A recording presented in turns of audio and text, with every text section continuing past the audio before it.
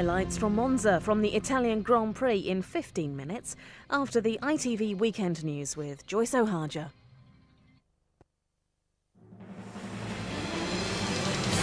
Don't go to war. Straw's amazing last-ditch plea to Blair. Right on the eve of war, Jack Straw certainly did have cold feet. Join the euro? No thanks, say the Swedes. And turning over a new leaf, Madonna, the children's author.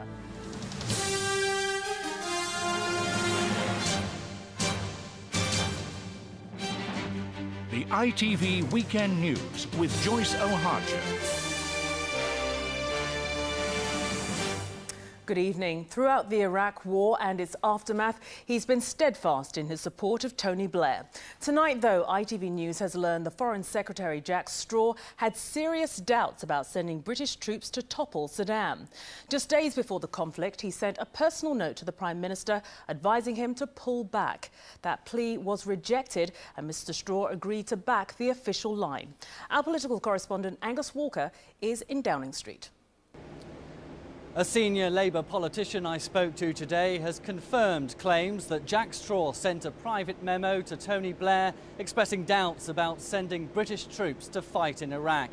Behind the door of number 10, it seems there were last-minute second thoughts from one of the Prime Minister's closest political allies just hours before the campaign began. This weekend, Jack Straw has been in Geneva for an emergency United Nations summit on rebuilding Iraq, tackling the aftermath of a war which ITV News has learnt the Foreign Secretary had serious doubts about. The Prime Minister is said to have been approached by Mr Straw following the Eve of War summit with the Americans and Spanish on March the 16th. He sent a private memo urging Mr Blair not to send British troops to war, but offer America moral and political support instead. The PM told his Foreign Secretary it was too late and demanded an assurance that Mr Straw would fall in line, despite his reservations. On the 18th of March, MPs voted in the Commons for the final time on whether Britain should go to war. Just over 24 hours later, the first bombs began to rain down on Baghdad. The extraordinary revelation is contained in a new book which uncovered Jack Straw's second thoughts. The Foreign Secretary believed that the government might be being impelled into a war at the Americans' choosing in terms of the timing, and he was simply saying in his minute to the Prime Minister, well, maybe we should hold back from military support and concentrate on political and diplomatic support and then help them with the reconstruction. The Labour MP who led a backbench rebellion against war says this proves Mr Blair was determined to send the troops in come what may. We knew that he overruled the two massive parliamentary rebellions that took place. It now appears that the most distinguished member of the cabinet, his view didn't count for very much either. And there have been calls from the Conservatives for Lord Hutton to widen his inquiry and examine Tony Blair's reasons for going to war. No denial from Jack Straw that he sent the private memo today. Instead, a statement from the Foreign Office saying that the Foreign Secretary believes as strongly today as when the decision was taken that military action was justified because of Saddam Hussein's continued defiance of the United Nations. Angus Walker, ITV News, Downing Street. In Iraq itself, the US Secretary of State Colin Powell arrived to visit American troops. He insisted security problems could be overcome, that the day saw the death of another American soldier. From Baghdad, Garant Vincent reports. This was the American Secretary of State's first time in Baghdad, and he'd come to spread some cheer. Woo! All right! How you doing, guys? He wanted to boost the confidence of those at the forefront of Operation Iraqi Freedom with the message that amid the terrorism and the violence, Iraq is getting better. It's really quite astounding how much has happened over the last few weeks. Announcement within the last 2 days that there will be an independent judiciary in this country, town councils meeting all over, the basic services starting to come back up.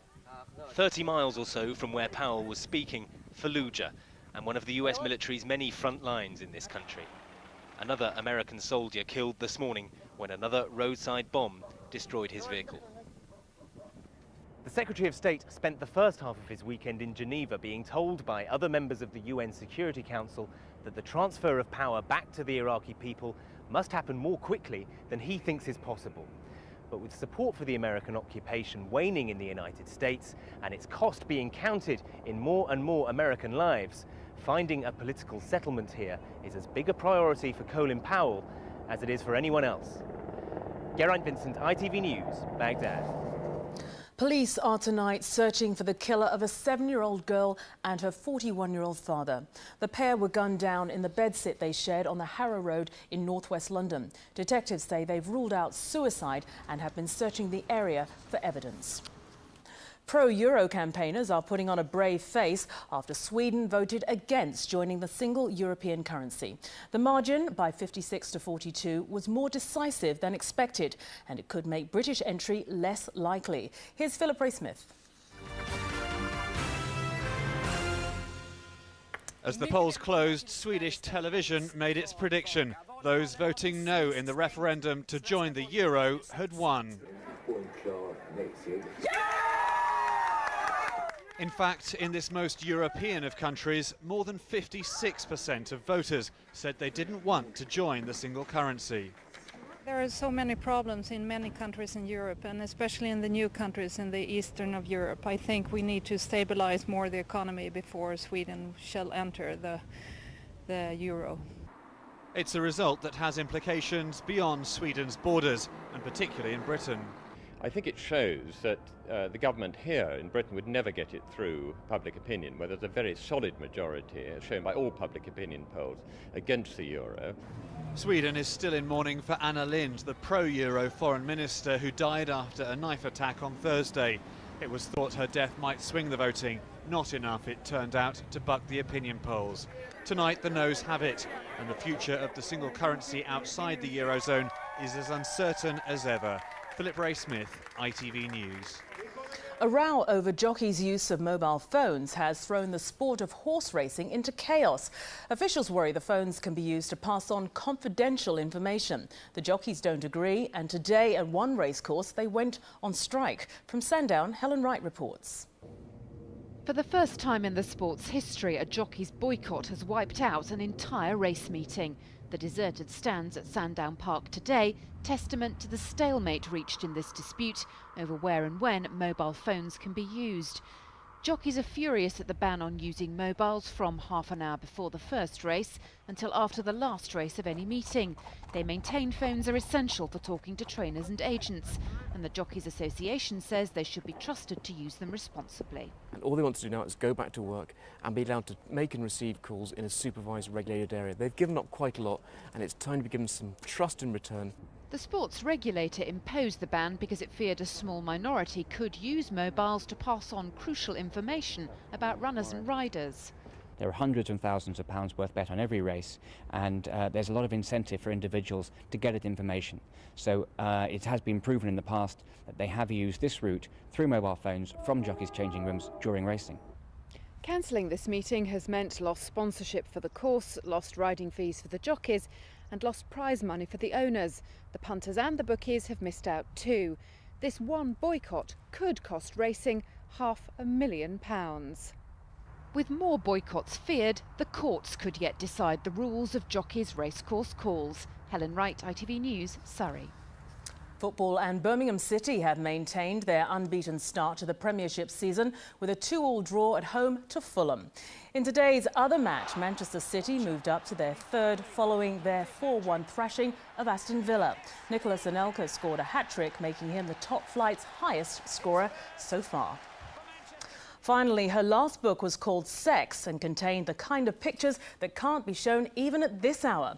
Madonna's latest foray into print, though, is altogether different. It's a children's book called The English Roses, and today the Material Girl launched the book with a special tea party. Nina Nanar was there. She is a master at reinventing herself. Today, it's Madonna, the children's author, holding a tea party to launch her book. Flanked by her children Lourdes and Rocco, it was not the usual audience for the raunchy pop icon. So, do you want me to read a few pages out of the book? Yeah?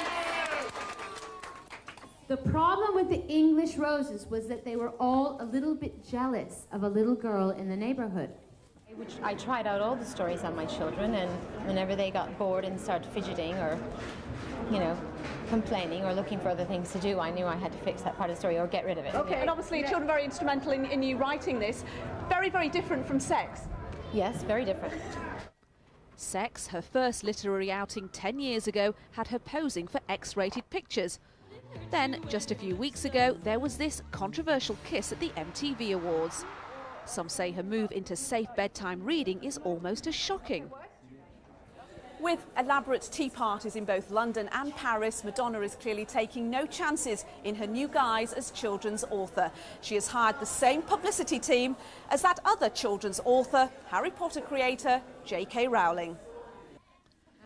Of course, it will be all down to her new target audience to say whether Madonna has really convincingly turned over a new leaf. Nina Nanar, ITV News. We'll have to wait and see. That's it for now. The news continues on the ITV News channel from me and all the team here on ITV1. Good night.